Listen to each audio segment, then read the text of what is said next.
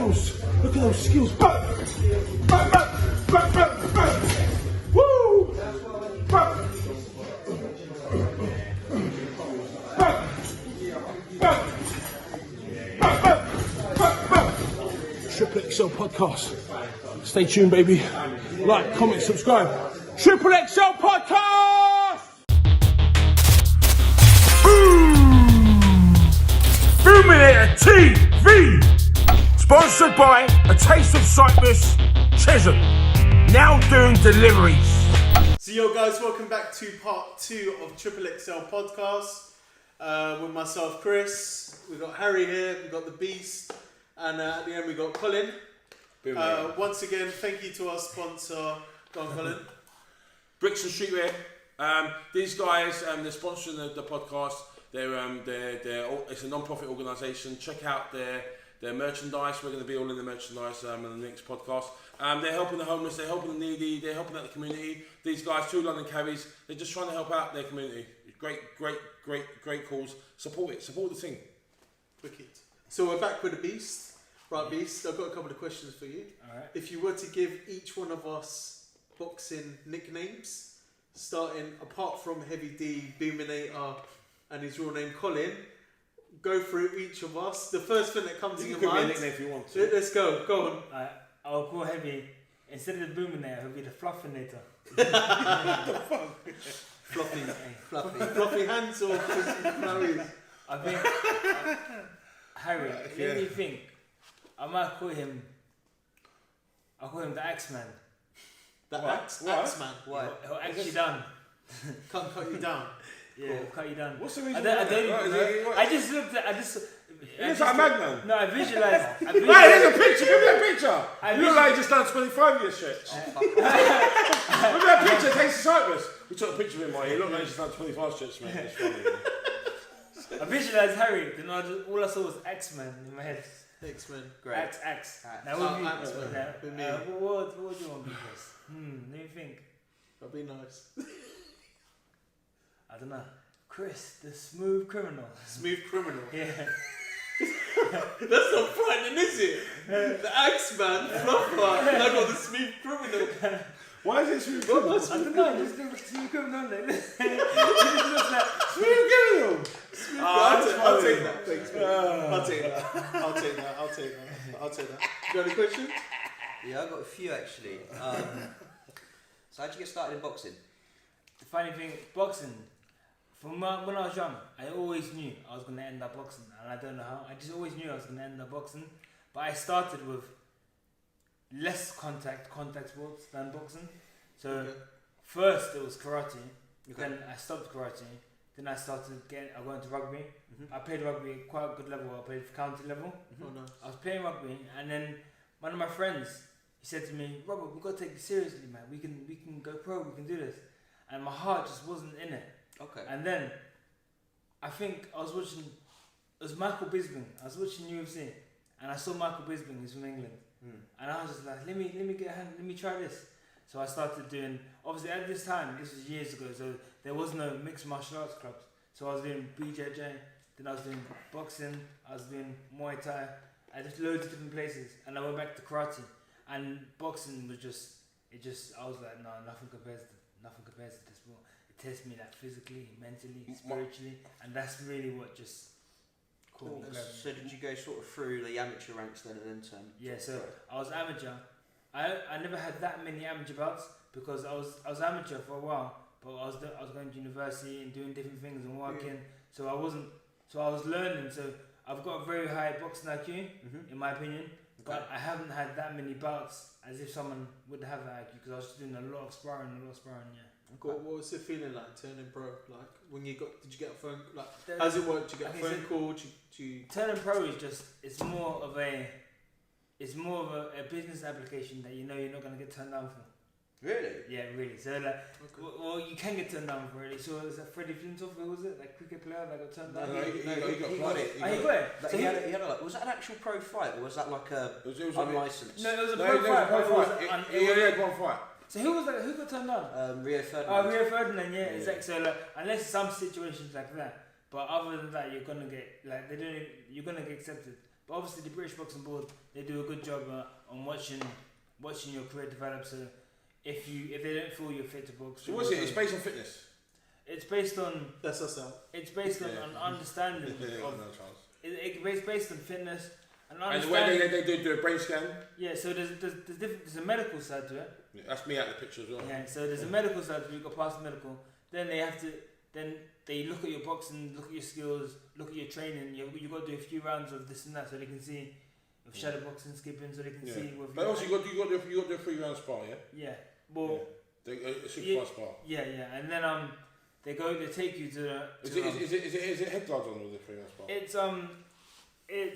a 3 round spar. It's a head guards on. It's a You're not allowed to talk about.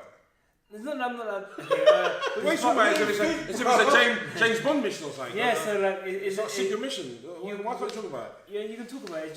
It's a non-contact spar. So non-contact spar. Yeah, it's a non-contact spar. So why do you want to mention? No, it's obviously it's a non-contact spar. So some people may not feel that it really assesses anything to be a pro. Some think it does. So it's a non-contact spar, but you didn't want to mention it. Is there really any reason why you didn't want to mention it? Just didn't want to. You didn't want to tell the world that the big British board to control. No. I'm joking.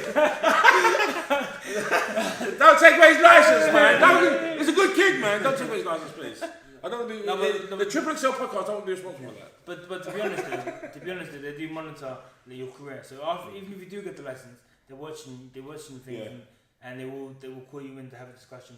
Anything that's sort of like it's going to bring the sport to disrepute. Yeah, of course, yeah. So you got to be ambassador for the sport. Of course, that's it, and that comes even. That's not even just about. That's about even when you reach top level. You might say something disrespectful on Twitter. The board might give you a fine or different things. Yeah. Well, have you ever said anything? No, I'm very polite, as you can tell. Yeah. Okay. Cool.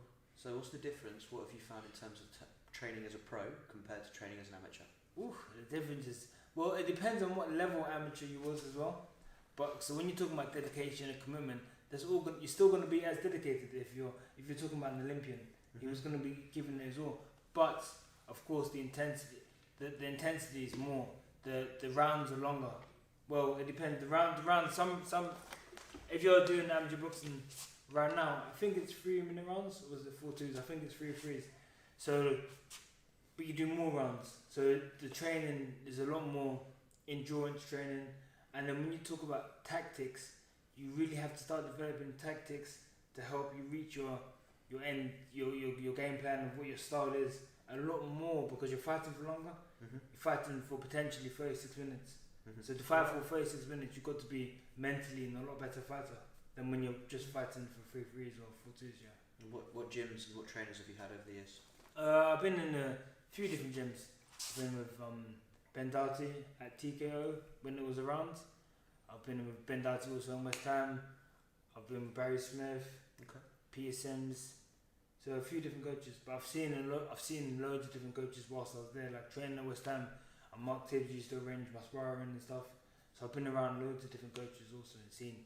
I've been in the gym with Jimmy Tibbs, who legend. Obviously Jimmy Tibbs. Let me tell you this: I had a spar once with this kid, and I wasn't getting the better of the spar. He was, and I was just confused. I was like, "What am I meant?" Because his style was just so simple, and I was like, "I can't get around it." Jimmy watched me sparring, and Jimmy didn't say nothing, but he was just watching me. Then the second time I went to spar that guy, Jimmy said no, he had to intervene, and he told me just something so simple. What did he say? He just said to me, just relax, and he told me, when the guy comes in with your jab, aim for his chest. And he goes, that's it, that's all he said to me. What solar plexus? Pardon? Solar plexus? No, just his chest. Why the chest? Well, I don't know why he said it. I still, to this day, I don't know why I said it. Then I did it. And it's just like, the spar was just turned completely round. That's like a Yoda move. Yeah, like literally when I did it, literally when I did it, I was just like, what? Like the guy's confidence just went. Everything, the spar just changed. I have no idea why. Like I don't even know why. Wow. Jimmy Tibbs literally, once I had a fight, and he came up to me and he said to me, that weekend was a Monday, That weekend, I went for some crazy. I think I done like a 20-kilometer run. I was trying my way down, and I was so proud of myself when I stepped in this goal. So obviously, just so fluid. Jimmy just looked at me and said, "When you go home today, have a good dinner. Get some good vegetables in you, potato, chicken, and drink a lot of water. You're losing your weight too fast." And it's funny because even when my weight was low, like somebody else couldn't visually see it, but he could just see it. He's very experienced. Would you say he's got the best mind that you've come across then? Because it's not that he's got the best mind. It's that he's got the most experience. Okay. Like, to be honest with you, like Ben Darty is very intelligent and he's got very sharp mind. But of course, big up Ben Darty. Yeah, but of course he hasn't got the experience of Jimmy Tibbs. Yeah, Jimmy Tibbs is the most accomplished British coach in history. So like, when you're talking about the experience that comes with is do you know Ben Darty's he's got his boxing brain's unbelievable. Yeah, he knows every single date and statistic or whatever. And just, I'd love to get him on the podcast. Ben, if you're listening, please come on the podcast. I'd love to have you on. So, the Beast, tell us about your shorts. About these are they your training ones? Are they sentimental value? Are they? This is the first time I've ever worn these shorts to train. Because literally, I was looking for. Are they velvet? Yeah. I was looking. Are they? I was looking. Might be Drelo. I'm not a fucking textile and fabric expert. I'm not happy. I don't know it's a haberdashery. But these shorts, as you can see, like to lift. It was Charlie Beats, who now is working with Adam Booth's fighters. Okay. He got these because I used to train at his gym with Daniel Asafano and strength conditioning coach. And obviously, so I got close to Charlie, and Charlie was like, "We're working good weather," so he paid for my kit for my debut. Did he? Cool. Yeah, so that's why. Did you pick the colours and? Yeah, I picked it. It's symbolic of Marvin Hagler. Oh yeah. Did you wear the same colours? Pardon? Yeah, you look a little bit like Marvin Hagler. A little bit. Yeah. So he must be good looking then. He must be good handsome. You must. Don't know about You must be Cool. I think Dan Aziz wears similar colours as well. Yeah, Daniel he does because I train in TKO, so obviously I got to know Daniel a bit, and he also likes Marvin Hagler. Yeah. So that's the reason why he's got. But Daniel uses the high socks and everything. Yeah. Like it's from the 80s. Yeah. So it looks good. It's good. So who do you look up to in the current Look up to as in like we talk about a lot about heavyweight division. Like, do you look up to someone, or when you watch boxing, like we watch it because we like boxing and we enjoy it. When you watch it, do you look at it different to how we see it? Like how you look at it from an amateur to a pro? So I watch that makes sense. I watch it now I watch it as a fan sometimes. Yeah. Like Okay. if Fury fights Joshua, I'm gonna watch it as a fan. Okay. I'm gonna. Who do you think's gonna win? I think the fight is a lot closer than people think. Like, if I was a betting man, I would say Fury because in history, the boxer has always beat the puncher. So if I'm looking at it from that man, but saying that though, Joshua, I just feel that people, because they're not really. How do you become? I know there's some people going to say some controversy, but how do you become an Olympic gold medalist, win a world title, be running through people? Amateur pedigree is amazing. You lose your title, you come back and you just box the guy's head off. You can't do that unless you're very good. One punch. That's what it takes is one punch. That's it. I think he's an athlete. Yeah, he's nothing. He's an athlete. Yeah, athlete versus the boxer. And I think the thing is with Fury is Fury's got that sort of fighting instinct. So if you look at him in like the Otto Wallin fight, when he got the cut and it was sort of like backs to the wall time, Tyson Fury came out, sat on his chest, and he had a fight. He was like, I can't box him like this. I can't see. I've got a fight. Whereas when Anthony Joshua got clipped, he got hurt, and it was a bit. He looked like a fish out of water. But the thing is that you have to realise as well as this is that like Tilly Ellis was saying this about the Tilly and White fight with Povetkin, and he was saying that when you've been a boxer for so long and you've had hundreds of fights like Povetkin had, there's certain things that you learn and develop that are autonomous now, and certain positions that you put yourself in, certain positions that you'll never put yourself in. And he said that Dillian White was not experienced, so he put himself in a vulnerable position that someone who had the experience wouldn't have. But obviously now he's probably gained that. And I think you can take that scenario and to Joshua. So when Joshua was hurt, he was like a fish out of water, like you said, because he hasn't got that experience. Because he just, even though he has got a lot of experience, because really he was too good for his own good. Yeah. So literally he just shot straight through. But when you look at Fury, I remember Prince Patel was telling me that when he was in the England squad with Tyson Fury, and this is like a decade ago. So think about Prince Patel was in the we run that again. Yeah. Prince Patel was on the fucking England squad with Tyson Fury. Yeah. I didn't know that. Get out of here. Yeah, a long time ago. Yeah. Fucking hell. Yeah. I've learned something today. Yeah. Well, as a Prince told me, so yeah. Yeah. So, I don't think lie about that. Yeah. So and he said that on that day, he said Tyson Fury will become world champion years ago. He said he could just see it. Yeah, he could just see it. That's mad. Yeah. That's mad. But that's what I'm saying. So like, when you have that level of experience, like this, like you've seen, and especially that he's always been tall. He's always been a type of build. So people have always tried to fight him the same way. So he's so used to dealing with it. But I think the another thing about Tyson Fury thing, I think that he only sharpened his tools when he was going to fight. No, it was David Haye. David Haye pulled out. There was 2 camps, and David Haye messed him around for two fights, and he pulled out twice. And there was an extra long camp. It was about 18 months. Yeah, It was that gap that when he came back, it was the best thing that ever happened to Tyson Fury. He came back a different fighter because he had that big massive 18 months training camp. When he came back a totally different fighter. He had that herky-jerky movement. I do think with Tyson though, it's a thing, you know, when people say like you're so talented and that's why they're not gonna go far. Like, you know, usually people say people are too talented to quit early. And I think with Tyson Fury, it was like he was so talented that he never tried. Like he never when he's fighting someone, he looked at the guy, he looked at him up and down, looked at him and he said, I can beat this guy. And he just didn't try. But when he fought Klitschko, or after David Haye campus also, he was like, this is a real man in front of me. And because he knew that was a real man in front of me, when he boxed Klitschko, I remember that night and I was like, who is this guy in the ring? He was just like a completely different fighter. Because remember, I think Yeah, and I think remember before that fight, everyone thought Klitschko was going to smash him to bits. Because remember before Tyson Fury was uppercutting himself and doing all of this. Like, remember this, Tyson Fury threw an uppercut himself. Can you imagine this Tyson Fury not doing that? But he totally exactly, stuff. But do you know what, right? They say, and this is I believe in this, all geniuses are flawed. All geniuses are flawed. You can look at all the geniuses of time. Rembrandt, Mozart, Paul Gascoigne, all these guys, they're all flawed. Jules Best, Tyson Fury. Paul Gascoigne's a genius. No, I get it. It was just, it's nice to hear. It's different sports. I know it's different sport, but you know what I mean? Like, these guys are mavericks. And mavericks, like, you got Ronnie O'Sullivan, you got Jimmy White, Alex Higgins. These are mavericks. Tyson Fury is in my opinion, he's a maverick. A maverick is something that they don't do things by what everyone else does. They reinvent it.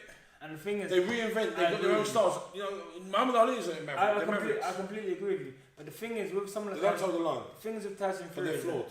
It's clearer to see that he is like that because his career was literally going one way and then he just 180'd it. So it's so clear that he is. But when you get guys like, say like a Mayweather, and people say, he's just natural talent, you don't even know if he is or isn't, because he's been training since he's like, what? 3.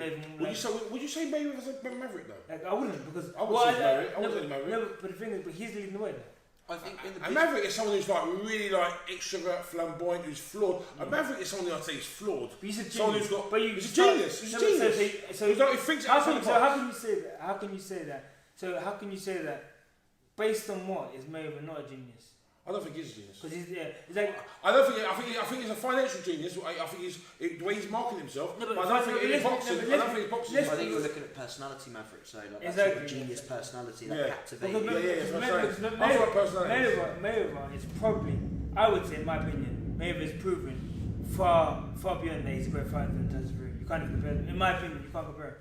Tyson Fury hasn't finished his career yet. Exactly, he hasn't. We can't say that. We don't know what's going to happen. So we're talking about right now today. But then at the same time, but the reason why I would say that it's clearer that Fury's a genius than it is clear that Mayweather's a genius is that Mayweather has always been this way from 3 years old. He's been training, but Fury literally just decided to put his finger up. No. Fury was better to fight. No, you don't understand what I'm saying. What I'm saying is that he was fighting, and he was fighting. He's bred to fight, but literally he's a genius in the sense that he literally just decided to give it his all, and then now he looks unbeatable.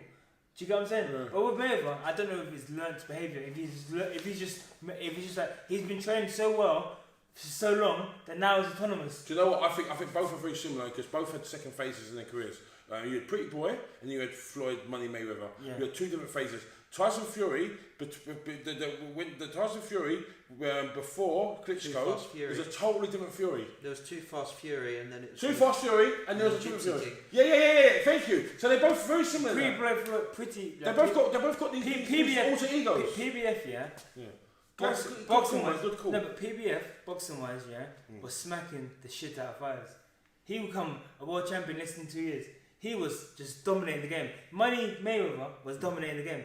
But then Tyson But Fury looked like, for example, if you knew him and you knew the game, you might say he's got this or he's got that. He had all the tools, but he didn't look all that. Then he just came out of nowhere and he looks like. But he had an 18-month training camp. No, but what I'm trying to say to you, he totally reinvented his style. I hear that, but you get what I'm saying. Though? The point I'm trying to make is that that's why it's so clear that Fury's a genius. I think Fury's a genius. He's a genius. With Fury, what I think where he's kind of endeared himself to people is the fact that he's opened up all his vulnerabilities. Exactly. And he's actually come out and said, I wasn't disciplined, I wasn't trying.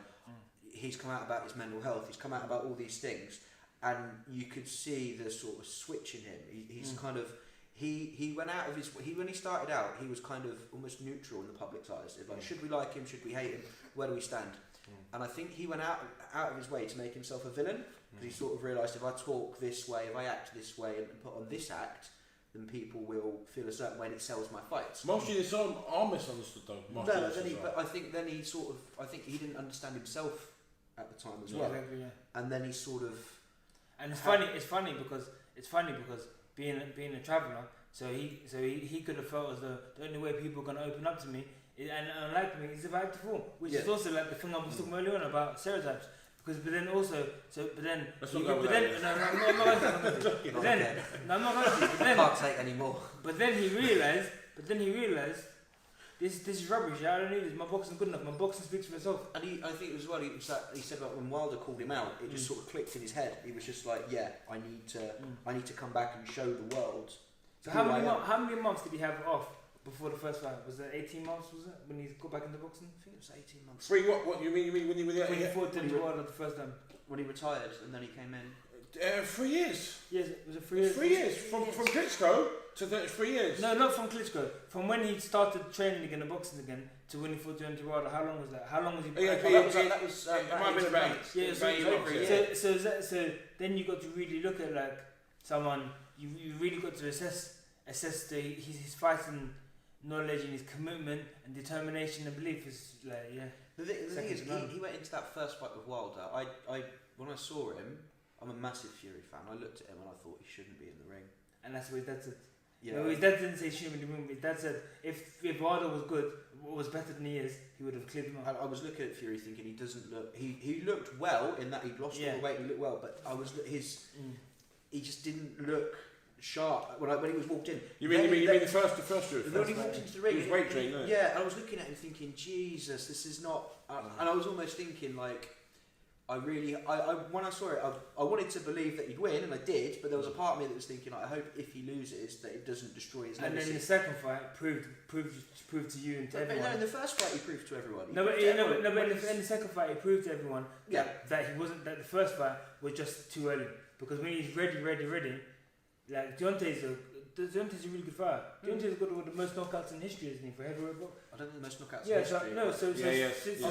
He's the only person that's knocked out every single one of his opponents. So statistically, Deontay Wilder... He did knock him out. Knock him down. He knocked him out. He was out. He was out for 7 seconds. Yeah, so statistically speaking, Deontay Wilder is the biggest puncher in history. What? Last fight. Not the last fight. Oh yeah, not the last fight. I'll take that. So statistically, he just steamrolled the hardest puncher in history. Yeah. So it shows you I put him in my top 3. Top 3 what? Like favourite boxers of all time. Favourite boxers or of all time? Currently now. No, but you fuck it. Don't start with that shit again. First episode. Last time he says the top 5 heavyweights of all time. So who are you? My favourite, I said, was Tyson Fury. I'll tell you. Why would we do that? Let's do your top 10 boxers of all time. Let's do 10. All of us. We're going to be top 5. Top 5. Come quickly. Top 5. Top 5. We got time. The thing top is, 5, man. Come on, man. The thing is with me when it comes to this, Come on. It's not based on. You should know your top 5. It's not based on. Because when I really was to sit down and think who's better, it would take me too long. But if I was to really just say. What weight? Just any weight you want. Any weight you want. Top 5. In no order. In any order. Yeah, in no order. I'll say Marvin Hagler. Yeah. Joe Frazier. Yeah. Muhammad Ali. Yeah. Let me think now. Because I've got 2 left. The thing is, like I'm going to put Floyd Mayweather. I've got women there. One more boxer. Go for it, baby. Wait. Okay, I'll say Sugar Ray Leonard. Right, Sugar Ray. Can I say my fuck with Go it? for it. Sugar Ray Leonard. Nazim. Yeah. Nigel Benn. I would say Lennox Lewis. And the last one, Muhammad Ali. No, Mike Tyson. I'm sorry, Muhammad Ali. I'm sorry. It's hard. Mike Tyson's my last one. Sorry, I like Mike Tyson. Too exciting. Yeah, I'll go with Mike Tyson. Don't copy me. No. I said Lennox Lewis is up there. Yeah. Prince Nassim. That's 3 out of my 5. Yeah, but bruv. Just let him have his Alright, five. We can all like the same boxes. Obviously, Tyson Fury. Yeah. And Deontay Wilder. He's in my top 5. Yeah, man, he's good. Everyone fucking cusses me. No, it's not, man. No, come on. I'm just having But of all time, Come on, it's alright. I know that I haven't watched boxing as much as you lot. But Don't worry about it, man. It's your opinion, bro. that is my opinion. It's alright. And everyone's is different. No, exactly. I've got Jack Johnson. I've got Tyson Fury. I've got Roberto Duran.